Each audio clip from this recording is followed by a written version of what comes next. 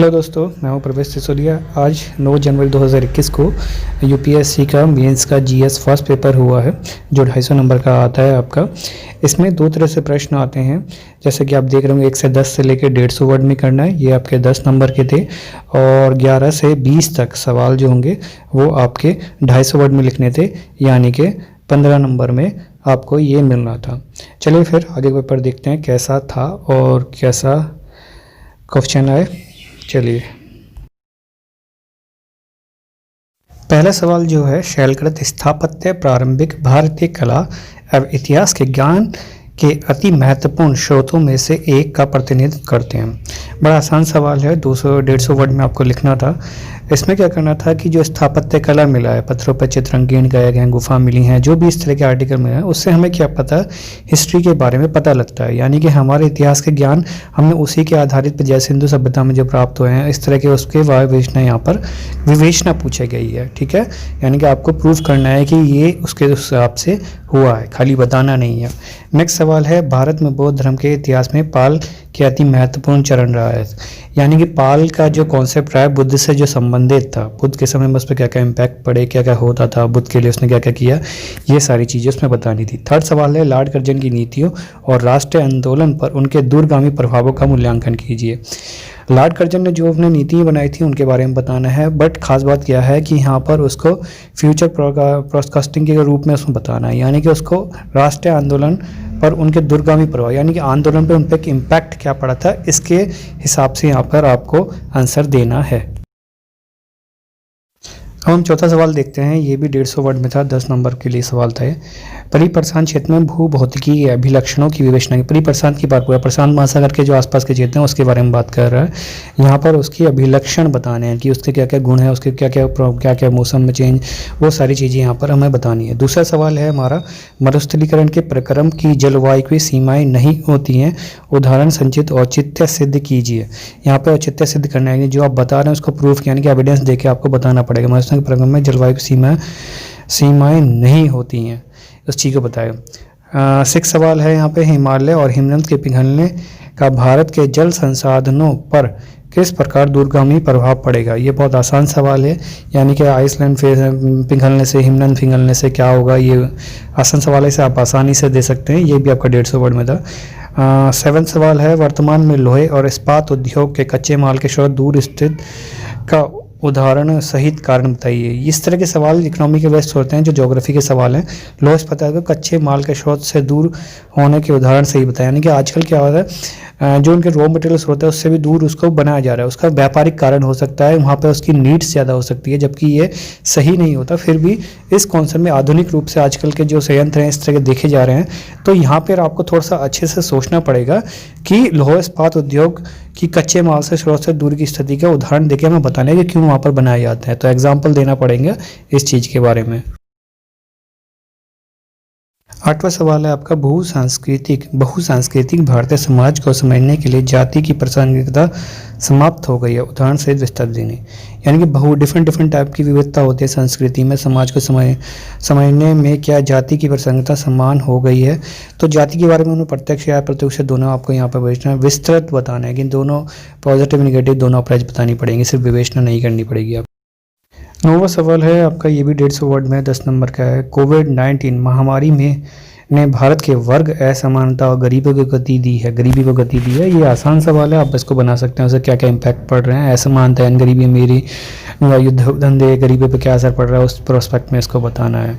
10वां सवाल है, क्या आप सहमत हैं कि भारत की क्षेत्रीय बढ़ती हुई सांस्कृतिक प्रमुखता का परिणाम प्रतीत होती है। तर्क दे दें, रीज़न बताने हैं, लॉजिकली रीज़न बताना है। क्या आप सहमत हैं कि भारत में क्षेत्रीयता बढ़ती, क्षेत्र के हिसाब से संस्कृति कल्चर में जो चेंजेस आ रहे हैं उसके बारे में बताना है। 11वां सवाल है, भारतीय दर्शन व परंपरा ने भारतीय स्मारकों की कल्पना और आकार देने व उनकी कला की महत्वपूर्ण भूमिका निभाई। विवेचना करनी है, भारतीय दर्शन के व परंपरा ने भारतीय स्मारकों की कल्पना और आकार देने में, यानी कि आर्ट एंड कल्चर का सवाल है। हमें परंपरा और स्मारकों के जो चित्रण होता है उसके बारे में यहाँ पे बताना है कि क्या क्या भूमिका निभाई। विवेचना करनी है यहाँ पर कि उसके कारण कैसे बदली है वो चीज़ें, यानी कि कैसे उसमें बनाने का, सोचने का, आर्किटेक्चर जैसे यूज़ हो रहा है, स्मारक जो बनाई जा रही है उसके बारे में यहाँ पर ये इसको बात कर रहे हैं।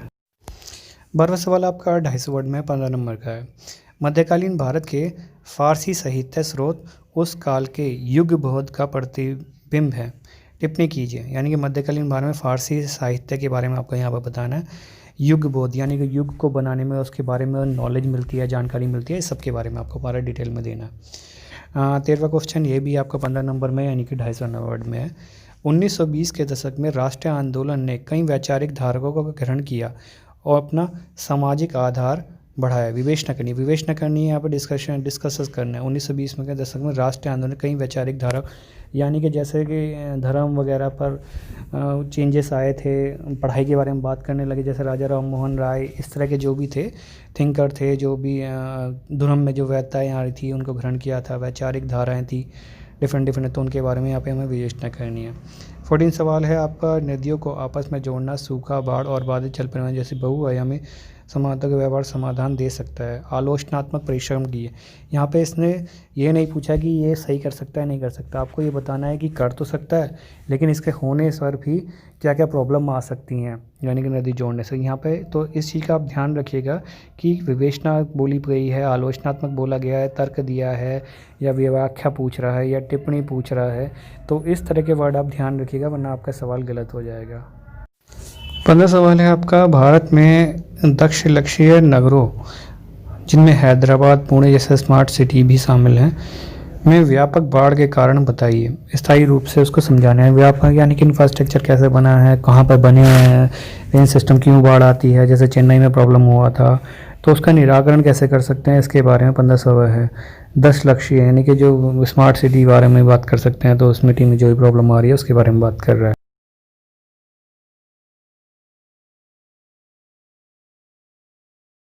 16वां सवाल ये भी 250 वर्ड में है, 15 नंबर का सवाल है। भारत में सौर ऊर्जा की प्रचुरता संभावना है, हालांकि इसके विकास में क्षेत्रीय विभिन्नताएं हैं। विस्तृत वर्णन कीजिए। यहाँ देख सकते हैं दक्षिण में काफ़ी कर रहे हैं, भारत के सभी क्षेत्रों में सौर ऊर्जा की पोटेंशियल तो बहुत ज़्यादा है लेकिन हर जगह से नहीं हो रहा। तो यहाँ पूछ रहा है कि क्षेत्रीय विभिन्नता क्यों हो रही है, उसके बारे में बात कर रहे हैं कि कहीं पे बहुत ज़्यादा सौर ऊर्जा के पैनल बहुत ज़्यादा लगाए जा रहे हैं, कहीं पे कम है, तो वो सब चीज़ें आपको बतानी है। 17वां क्वेश्चन है आपका, भारत में वन संसाधन की स्थिति या जलवायु परिवर्तन पर उसके परिणामी प्रभावों का निरीक्षण कीजिए। यानी कि वन संबंधित है कि संसाधन की स्थिति क्या है, उसका एक्सप्लोटेशन तो नहीं हो रहा, ज़्यादा यूज़ करने से फ्यूचर में क्या प्रॉब्लम आएगा, परिणाम के बारे में परीक्षण करने की बात कर रहा है कि यानी कि ये होने से ज़्यादा वुड का यूज़ करने से क्या होगा, वनों काटने से क्या होगा, इस तरह से इम्प्लीटेशन की बात कर रहे हैं वहाँ पर। 18वां क्वेश्चन ये भी 250 वर्ड में है, 15 नंबर है।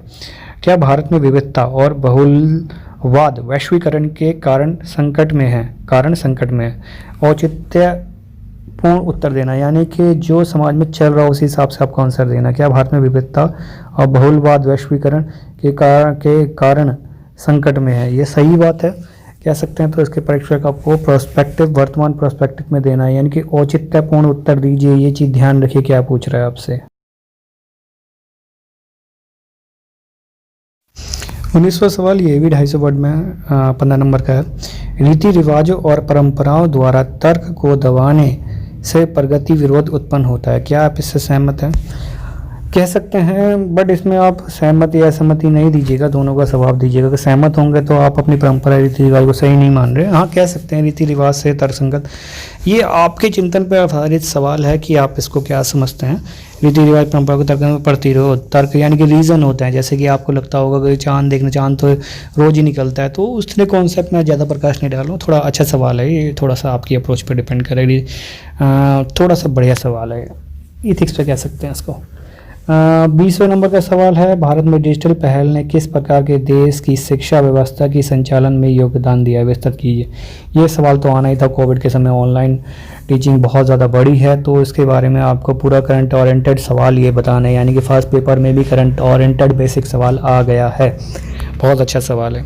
एक चीज़ बस याद रखिएगा, पेपर 20 सवाल है, लेंथी पेपर है, थोड़ा स्पीड बनाए रखना है, यानी कि 250 का वर्ड है, 230 वर्ड में ख़त्म करने की कोशिश करें।